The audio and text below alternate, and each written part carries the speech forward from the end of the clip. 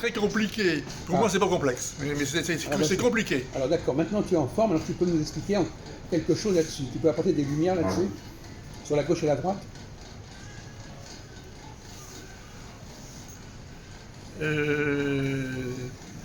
Moi, je remonte à Polybe. Chez Polybe, l'histoire est cyclique. Donc c'est-à-dire, il y a un cycle de la gauche et de la droite qu'on appelle alternance. Excuse-moi, je suis un peu ignorant, mais Polybe, ça veut dire quoi, Polybe? C'est un historien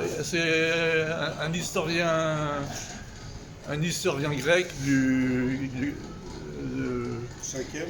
quatrième. Polybe, voilà, c'est ça. Oui, bon. Polybe, c'est l'historien du 4e siècle, je crois, je veux dire. Enfin, c'est. Oui. C'est Polybe. Et il avait relevé le caractère cyclique des régimes politiques. Aristote aussi l'a déjà dit, ça, mon vieux. Oui, mais Polybe est venu après Aristote et c'est un élève d'Aristote. Je veux dire, bon. Ah oui, mais enfin, c'est 10 siècles plus tard. Quelques siècles plus tard, oui, bien sûr. Quand tu me parles de Polybe, la théorie d'Aristote, on la connaît bien. Non, mais je parle de Polybe pour une vision cyclique de l'histoire. Mais il y avait déjà ça dans Aristote, non? On passe d'un régime à un autre régime. Voilà, enfin, bon, ben, d'accord, Polybe. C'était déjà, mais Aristote le faisait en statique. D'accord. Non, Aristote faisait des comparaisons, comment on dit, en synchronie. D'accord. Alors que le Polybe l'a fait en diachronie. Peut-être, je ne sais pas. Je ne suis pas sûr que Aristote n'était pas déjà dans la diachronie. Oh si, il y était. Non, mais Aristote était déjà, je veux dire. Oui. Bon, alors. Mais c'est mieux formulé chez Polybe, quoi, c'est tout. Je veux dire. De toute façon, moi je suis d'accord avec toi. La droite débouche sur la gauche. C'est-à-dire quand il y a un régime au début, on met un ordre de droite, et puis par extension, on arrive à un phénomène universel. Oui, mais l'universalisme, c'est un débordement du nationalisme. Et c'est la gauche qui devient universelle. Voilà. Mais elle se sert de la droite, en fait. Elle est un prolongement de la droite. Oui. C'est-à-dire que tout régime de droite dégénère tôt ou tard en régime de gauche. Toujours. Mais souvent c'est cyclique, parce qu'on passe à... Et après, ça recommence dans l'autre sens. Ça recommence. Le régime de droite va prendre le contre-pied du régime de gauche, etc. Et ainsi de suite. Là, on est en plein dans l'astrologie, à la limite. On est en plein dans l'astrologie. Non, parce que je veux dire, c'est le... C'est-à-dire que, par exemple, c'est pour ça que je dis, à la limite, actuellement, à un moment donné, le zeitgeist, l'esprit est plutôt à droite, et le moment, il est plutôt à gauche. Ça correspond à actuellement, on est plutôt dans un esprit de droite. Mais dans 3-4 ans, on va basculer vers la gauche. Voilà, moi je fais comme prévision. C'est-à-dire que il y a toujours un glissement qui se fait. De la même façon, par exemple, la Révolution française, au départ, elle était nationaliste, et puis petit à petit, elle est devenue impérialiste, etc. Donc, c'est pour ça qu'en ce sens-là, Napoléon était de gauche. Napoléon, quand on est dans la conquête, quand on veut répandre au niveau universel un message, on n'est plus à droite. Ah oui. On dépasse les bornes. Alors, ça fait curieux de dire que Napoléon était de droite, était de gauche, mais si, finalement, à un moment donné. Non, mais c'est ce qu'on appelle le bonapartisme, je veux dire.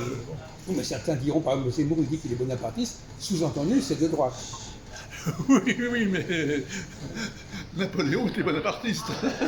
C'est la moindre des choses. Oui, non, mais il était bonapartiste.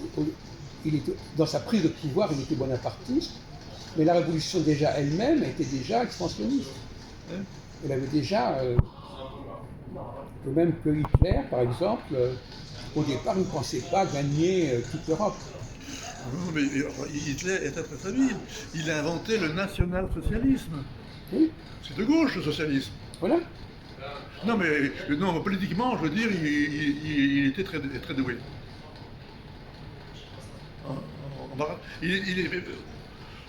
sans doute plus doué que Zemmour, entre nous. Mais de toute façon, même De Gaulle, même un homme politique, même Mitterrand, il passe par des phases de droite ou phases de gauche, de toute façon. Et De Gaulle avait ses gaullistes de gauche. Oui. Pas con.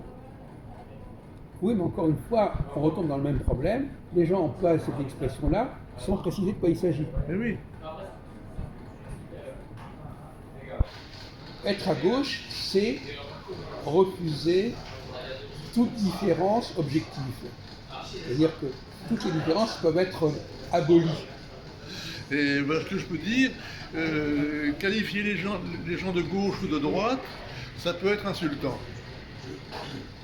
Je le dis. Bon, mais tout dépend d'où ça vient, je veux dire. Tout dépend d'où ça vient, mais je veux dire, je peux le percevoir comme une insulte. Mais c'est moi qui perçois comme une insulte quand on dit les de gauche et de droite, etc. Ou bien soyez de gauche, soyez de droite, etc.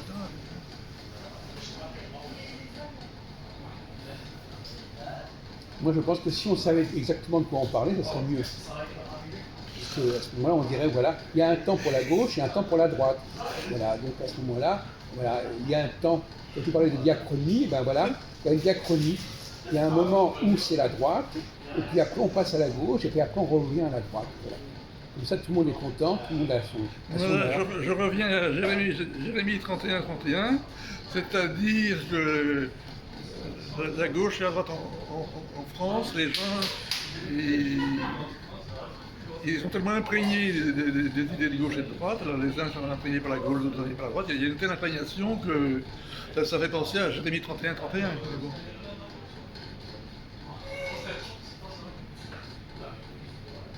Donc les Français, ils savent pas s'ils sont de gauche ou de droite. Justement, récemment, j'ai appris que Machiavel s'intéressait beaucoup à l'astrologie. Il considérait que la connaissance de l'astrologie permettait aux princes de gouverner correctement. Évidemment. Non, mais je ne le savais pas. Mais moi, je connais Machiavel, je veux dire, bon. Ah ben, je ne sais pas si tu savais ça. Non, ça je savais pas, mais... Tout le monde connaît Machiavel, mais en réalité, il a écrit sur ces questions-là. Il avait récupéré cette notion de... En tout cas, Machiavel connaissait très bien Aristote. Et Jean Baudin aussi, sont des gens... Non, mais Machiavel connaissait très bien Aristote. Mais d'accord. Mais récemment, on a parlé sur France Culture de Machiavel en disant qu'il avait des connaissances, non seulement astrologiques, mais en plus physiognomoniques. C'est-à-dire que d'après même le visage, il y avait des choses qu'on pouvait savoir sur la personne, sur ce qu'elle était. C'est une recherche de scientifique. Parce que c'est comme la nouvelle histoire dans les années 30, ils recherchaient un fondement scientifique. Mais à l'époque, ils n'ont pas pensé à l'astrologie. Mais en France, Machiavel est classé à gauche. Je crois que... Bon. De toute façon, Machiavel n'a dit pas le contraire, il dit simplement que le prince doit savoir où en est le peuple, Oui. par quelle phase il passe. Oui. Mais si le peuple passe par une phase de gauche ou par une phase de droite. Oui, mais il y a aussi le Machiavel, les discours sur la première décade de ce livre, dans laquelle il fait allusion au prince. Il a écrit les décades en même temps ou après, je ne sais pas, mais les deux ouvrages ne font qu'un. Oui, bien sûr. Il y a même vous, bien sûr, ça c'est clair. Mais malgré tout, c'est quelque chose qui n'est pas assez connu, que Machiavel voulait tenir compte des cycles planétaires. Et c'est une idée qui est reprise par Jean Baudin quelques 50 ans plus tard, dans La République, où il dit, effectivement, dans les années 1585, il dit est-ce que le destin des républiques, les mutations des républiques ne dépendent pas des astres? Donc encore jusqu'à la fin du XVIe siècle, c'était une question qui était tout à fait posée. Il faut savoir pourquoi ça a cessé de l'être. Ou même, par exemple, tout à l'heure, ce matin, j'écoutais une émission sur les sondages d'opinion sur France Culture. Ben, l'astrologie a un rapport avec les sondages d'opinion. Parce que l'opinion, elle change, l'opinion évolue. Et le pays a des cycles d'opinion. Par exemple, actuellement, si le Brexit, il correspond à une phase de droite, évidemment. C'est-à-dire que voilà, chaque pays veut affirmer sa différence, alors que quelque part l'Union européenne est de gauche. L'idée de se réunir entre des gens qui sont complètement différents, c'est une position de gauche. Et la question, c'était que finalement, il y a des moments, par exemple, si on prend le cas de la pandémie, eh bien, si la pandémie avait eu lieu à une autre période, elle aurait été traitée autrement. Actuellement, il y a des antagonismes. Il y a les vaccinés, et on a créé deux populations en France, les vaccinés et les non-vaccinés. Et ça se radicalise. Parce qu'actuellement, c'est une période où les gens ont envie de se radicaliser. À d'autres moments, ça ne serait pas passé comme ça.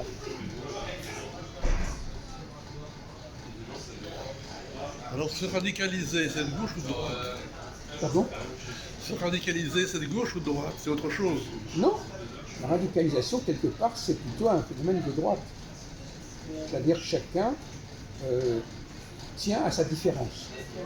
Moi, je dis toujours, la droite respecte les différences, la gauche nie les différences. Donc se radicaliser, là je te suis, se radicaliser est un phénomène de droite. Par contre, si tu prends le parti républicain radical et révolutionnaire, ils sont de droite. Ils sont de droite à votre point de vue, mais ils sont de droite, mais ils sont aussi à gauche. Non, mais moi, attention, moi, c'est pas ça. Ils sont les deux. Non, mais c'est pas ça que je dis. Je dis c'est une question de période. Oui. À un autre moment, on aurait une autre attitude. À un autre moment, même un gouvernement de droite, dans une période de gauche, il serait à gauche. Et un gouvernement de gauche en période de droite, il serait à droite. Donc même un gouvernement, une population ne doit pas rester tout le temps sur la même ligne. Actuellement, pourquoi la gauche est aussi faible? Parce qu'on est dans une période qui n'est pas favorable à ça. On a une conscience aiguë des différences. Il y a ce que j'appelle des anticorps. Les anticorps. Ouais. Quand les anticorps sont forts, on est à droite. Quand les anticorps sont faibles, on est à gauche. Il y a des moments où les anticorps sont tellement faibles que les gens ne savent même plus se protéger contre des éléments étrangers. Et à ce moment, les anticorps sont tellement forts que l'on est complètement réactif par rapport à tout ce qui n'est pas pareil. Moi, j'ai une définition quasiment médicale de la gauche et de la droite. Une vision médicale, c'est-à-dire que cycliquement, il y a des processus qui activent ou pas les anticorps. Donc, je suis d'accord avec toi, c'est pas une question d'être à gauche ou à droite, c'est une question, il y a certaines idéologies qui ne correspondent pas à l'esprit du temps. Par exemple, il y a des gens qui vont voter aujourd'hui à droite et qui demain voteront à gauche. Ce qui fait que la gauche aurait intérêt à emprunter le discours de la droite. La gauche aurait intérêt à quoi? À emprunter le discours de la droite. Évidemment, mais il y en a qui le font. D'ailleurs, Zemmour, c'est peut-être ce qu'il fait. Zemmour, c'est un homme de gauche qui veut se repasser pour un homme de droite. Oui. Parce que c'est exactement ce qui se passe actuellement. En réalité, voilà la clé du débat. Non. C'est-à-dire qu'il sent qu'il faut tenir un discours de droite tout en ayant lui-même un déterminisme de gauche.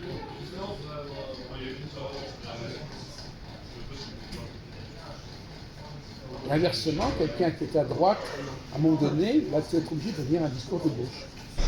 Et donc revoilà notre ami.